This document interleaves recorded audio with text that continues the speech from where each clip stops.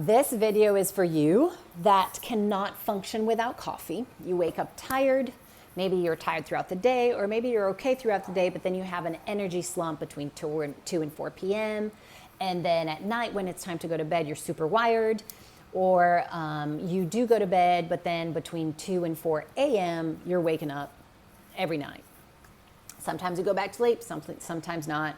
And then again, the next day, you don't wake up rested, you're super tired, and the cycle continues. You're kind of holding weight there on the midline, maybe. Maybe you get dizzy when you stand up, ringing in the ears sometimes, low blood pressure, low blood sugar, feelings, being very irritable, everything ticks you off, maybe pain throughout the body, maybe noises really bother you. What else? You're forgetting stuff all the time. You're craving salt and sugar like crazy. Your libido is on the floor.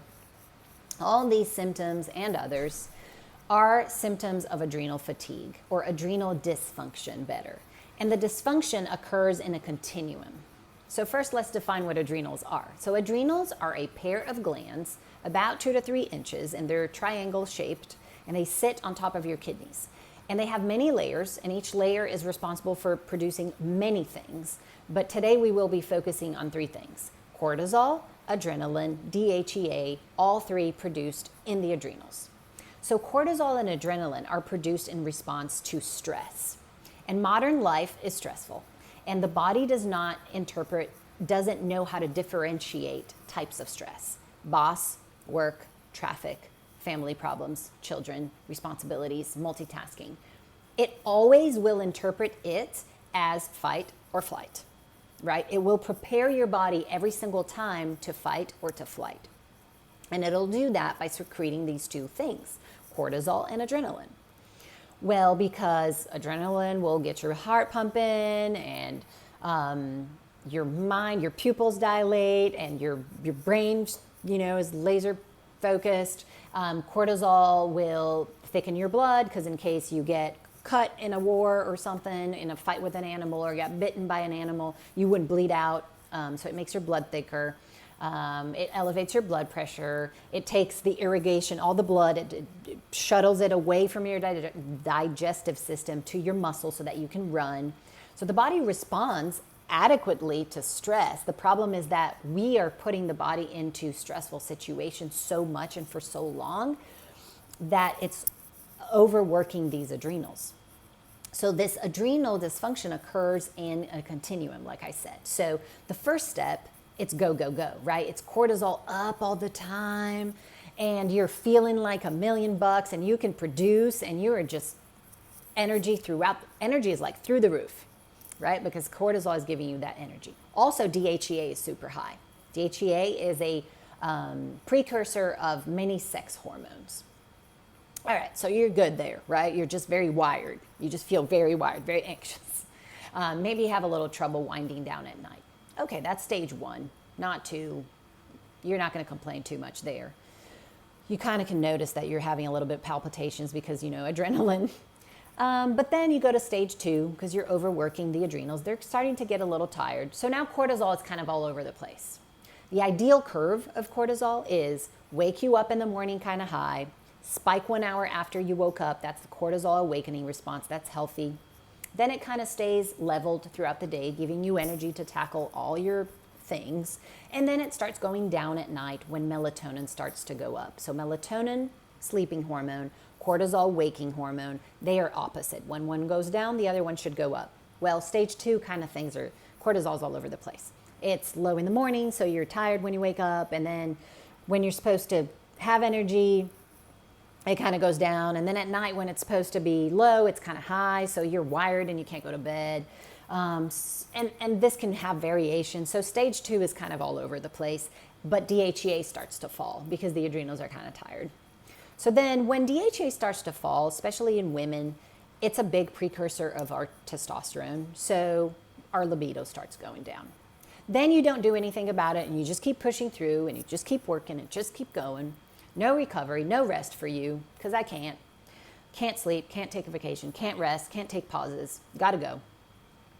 then you reach stage 3 of adrenal dysfunction. And that's when it's really tired and cortisol is really low. Like if you measure it, so the best way to measure cortisol is in the saliva. And you would measure ideally at least 4 points during the day. So when you wake up, an hour after to look at the cortisol awakening response, then mid-afternoon, then at night, just to see how your cortisol is behaving and how then your adrenals are working. So on stage 3, everything is a flat line. Like your cortisol is beep, and your DHEA is low, low, low. So there's no more libido for this lady. So now you have to recover those adrenals, right? Because you don't want to feel like that. And recovery does take time. That's the first thing that I want you to know. But it's simple. Well, not simple, but it's lifestyle and diet. There's not a lot of medicine that you can take for this. It is just taking rest, taking pause, recovering. So I'm going to go through the main things that will help to recover your adrenals. And for stage 3, I would say about a year, sometimes more, of doing, these things that I'll be telling you. But if you're at earlier stages of dysfunction, this can happen quicker. So just so you know. All right, so the first step to recover adrenals is to regulate your circadian rhythm. We have lost touch with circadian rhythm.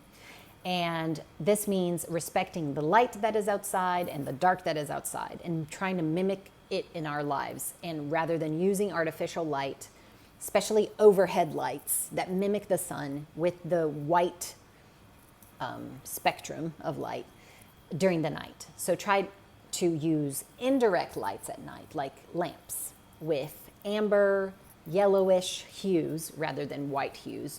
Staying away from your devices. As soon as the sun sets, use your blue light blocking glasses. Try not to be on your devices up until 11 p.m. when you're trying to sleep.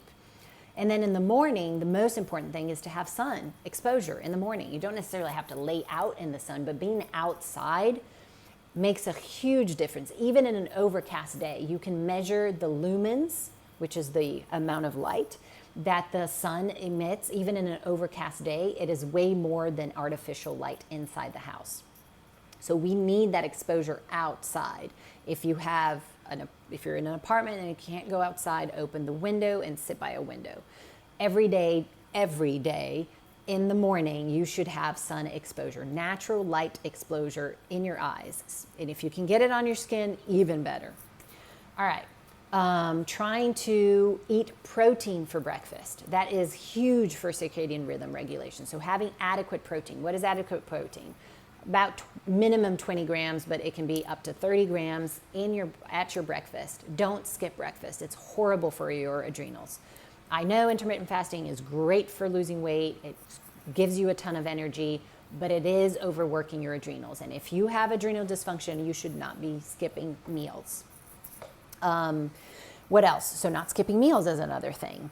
Waiting to have your coffee at least 1 hour after you woke up. So not having it right when you wake up, because that stresses the adrenals a lot. And if you are in stage 2 and 3 of adrenal dysfunction, I would say take away caffeine, for a while until you can rebuild, because caffeine does put a lot of stress. You also have to replenish minerals. The thing with minerals is because since adrenal glands sit on top of the kidneys, it influences our electrolyte balance. So stressed people tend to drink water, be parched all the time, their mouth is always dry, and they are peeing all the time because you're losing all these minerals in the pee. And you need to put these minerals back. So sodium, potassium, magnesium, trace minerals, all those have to come back. Also vitamin C. You have to replenish vitamin C. The organ that uses most vitamin C in the body are the adrenal glands. So you want to replenish that when they are tired. Other nutrients as well, like complex B. You can use adaptogens like ashwagandha and cordyceps and rhodiola, holy basil, Asian ginseng. But the supplements are not the most important thing. The most important thing is the circadian rhythm regulation, getting adequate sleep, getting sun exposure in the morning, not skipping meals, getting breakfast with protein, and having darkness at night. So indirect light at nights, blue light blocking glasses. Don't be on your devices. Don't stimulate your mind so much at night. And then other things that really help is to reduce starch and sugar, alcohol, caffeine, processed foods, because all these can spike blood sugar and deplete your body of nutrients, and you need nutrients to fill the tank back up. Now the tank is empty, you want to fill it back up. So whole foods that are real foods will replenish that. Take plenty of rest and pauses throughout your day. Multitasking, avoid that. Concentrate in one task. When you're done, move on to the next. And put a timer every hour, every 2 hours. Stop, go to a window, look outside, look at the green, take a deep breath, go outside for a walk. Things that activate your parasympathetic. So adrenaline and cortisol are both response of the sympathetic nervous system, fight and flight. The opposite system, rest and digest, is called the parasympathetic system, and it is activated by stimulating the vagus nerve. Things that stimulate the vagus nerve: yoga, tai chi, qigong, meditation, deep belly breaths, walking in nature, grounding, chanting, humming, praying, saunas, massages, acupuncture. There's a lot. You just have to pick one and do it every single day. If you're always in fight or flight, it's the traffic, it's the things to do, it's the long laundry list of stuff. It's the boss, it's the husband, it's the children. It's so much telling your body that you are in fight or flight that you have to create space to put your body into rest and digest, because that's what's killing your adrenals. So many pauses throughout the day. Finding joy and laughter in your life. So if you do not have joy in your life, find out why. It's probably because you're living a life without purpose. And I always say that our purpose is to serve others, not ourselves. And we serve others not just with our profession. We can serve others with the talents and gifts that we were given. So whatever you're good at, whatever you love to do, is probably how you will serve your purpose. So finding that. And what else? Removing stressors. So stressors for the body: excessive fasting, under eating, anything that tells your body it's famine, it's lack, it is, so fasting too much, skipping meals, over exercising. When you eat a crappy diet that spikes your blood sugar and then dips, when that dip comes, it tells your body, emergency. So avoiding that. Infections and trauma, unresolved trauma, the body is keeping score. So go address that. Toxins are a huge thing. Thoughts can trigger that. So the trauma again. So if you have these thoughts that are bad thoughts that keep coming, they are telling your body that you're in emergency. So careful with your thoughts. Go get therapy for those. Find a way to have happy thoughts, positive thoughts. Excess caffeine, I already talked about that. That is a huge stressor for the body. So taking that out and putting in things that will put your body into a calm space. So that is what recovering adrenals consist of. Regulating your circadian rhythm with the light and darkness thing, with the protein for breakfast, removing the stressors, putting in things that put your body into a calm space, and replenishing the nutrients and minerals that were lost through this process of adrenal dysfunction. It's really not complicated. It just takes time and effort. So if you're feeling all of these symptoms and you want to get better, it's something that you do not need a doctor for. That's one of the things that you really don't need anybody to help you. And if you do want to look into your adrenal function, you're having these symptoms and you want to know in what stage you are, ask your doctor, practitioner, whatever, to order a salivary cortisol curve with DHEA.